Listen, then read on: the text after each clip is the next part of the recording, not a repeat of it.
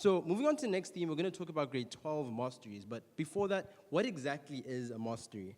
Mastery is a year-long project every single TGS student has to endure, and it represents that intersection between creative application and passionate learning about our own respective fields. First up is Sarfo, who developed an app in partnership with an NGO. So please welcome him onto the stage and let's hear how technology drives social change. Thank you.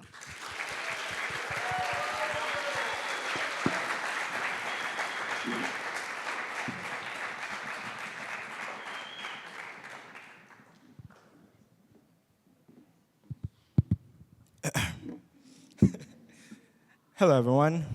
My name is Sarfo. I'm from Ghana, and I'm 17 years old. And today, I'll be presenting or talking to you about my mastery project, as put, my year-long personal project, as I like to call it. What does this project focus on? Well, it's simple. Digital isolation, or as the title says on the screen, bridging the gap, fighting digital isolation with my current passion right now, coding or programming. This is Ghana. This is the flag of Ghana. These are pictures of my country, Ghana, and these are pictures of me hanging out with my local community, escorting my local community. Now, what is the problem in Ghana I'm trying to solve? And the thing is, everyone has access to technology. Mobile phones, iPads, laptop, but despite having access to all of this technology, they don't know what's going on around in the world. Some people don't even know what's going on in their own community or even their own country. If there are elections, they don't know there are elections. If the government's making changes, they don't know the government's making changes. So why do I care?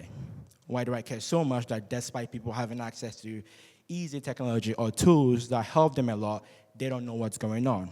Well, I'm lucky because I can say I attend Global School, a school that prides itself on knowing what's going on around the world, and even if we cannot solve it, why is it happening, and what do we need to know?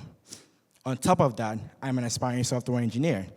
As someone who wants to be a software engineer, your main job or your main role is to solve problems, solve issues for people. Plus, one, I love to build apps. Two, like I said, I love to solve problems. And three, I love to help people. That leads me into my idea or my vision. People who have access to technology but don't have access to information. What do I need to give these people to help bridge this gap? So I came up with these four little steps. One, share curated news and global trends around the world to these people in a simple, easy format in tools that they already have and use every single day. Second one would be to promote events, being a local, international, and allow these people to be able to register for all of these events around. The third one would be for this application, website, whatever it is, to serve as a hub for the local community, people to hang out, come together, share information, knowledge that they know, and help each other. And this thing has to also be able to give these people, the youth in the country, access to free courses. Now, as I said before in the slide before, I love to build apps. I want to be a software engineer. So for me, this was really simple. If I wanted to solve this issue, I needed to make an app that I said could give these people access to the information they need and the events they would love to attend to and would potentially help them. But to be able to do that, I had to go through four main steps. One, I had to learn. Then two, I had to design. Then three, I had to start building. And then four, which is the most important step and combines everything else, will be to iterate. Basically, go through every single step, one at a time again, keep learning, keep designing, keep building, making changes, and finally, to reach a desired outcome. But to learn, I had to figure out, what is my target audience? Well, for me, my target audience was the youth in Ghana, either kids or students around my same age, or basically people from ages 16 to 20, 24. After figuring out my target audience, I had to decide, what technology do they use? Specifically, what mobile phones do they use? Most people use Android phones, but also use iOS phones or Apple phones. So I needed to find a programming language that not only would help me build an app for both phones, but would work without having to spend much more time, because as I said before, I had only 1 year to come together with an app, design, and build it. And then I had to choose what was going to run the authentication process. When you log into an app, you have to sign up, sign in, log out. What is going to run all these processes? Where am I going to keep my code? How will I protect this code so in case something went wrong, I still have access to it, or if I change locations, I still have access to all this code. This was all involved in the first section, the learning phase. I had to go through this process multiple times, figuring out what I needed. And then from the learning, we move on to the design phase. This phase, I would say, was the hardest for me, because as a human being, I'm not very good at designing stuff. As you can see, these are pictures of what my initial design looked like. Can't see really well on the screen, but there's a lot of text, a lot of lines, and they don't really show much as compared to my final design over there, where you can see pictures and proper layout and fonts, colors and buttons, all this kind of stuff. Basically showing my journey as I progress from the beginning all the way to the end. After designing, I now came to the third, or the most important step, which was kind of like building and iterating. I had to build an app and make changes to it.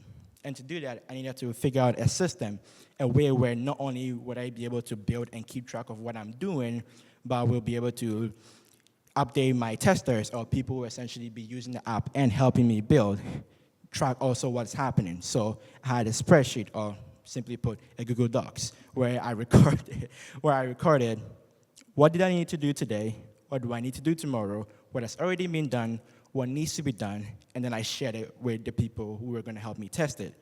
After sharing it with them, they went through the app, gave me feedback, and I recorded that information as well. What did they say? Did everything work as exactly as it was supposed to work? Do any changes need to be made? Is the button not showing up perfectly on the screen? Do I need to change that?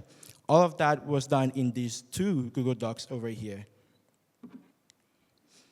Now, this is a demonstration of me opening the app and pictures on the side of the app actually working and being used by me, of course.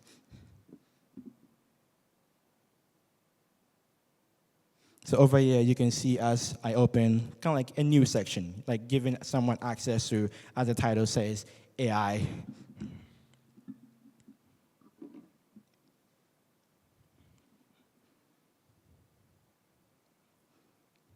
So now, I would like to move on to the next step, the impact. What has this app done to help the people in my local community to help better? Well, I can confidently say, based on the people who have used it and tested it, this app has helped the youth in the country feel more connected and informed about local news and issues around.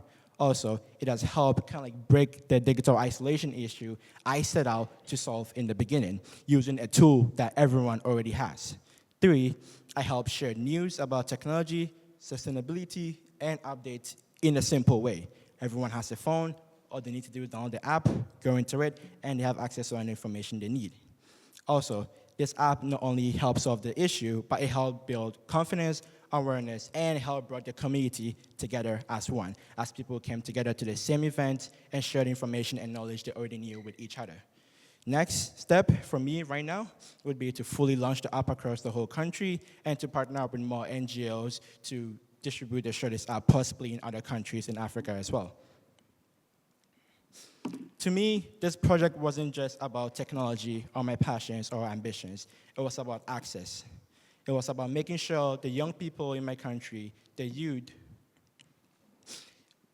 weren't left out just because they didn't know what was going on. And to end this, I would like to state a quote by Matt Mullenweg, the founder of WordPress, which basically says, "Technology is best when it brings people together." Thank you.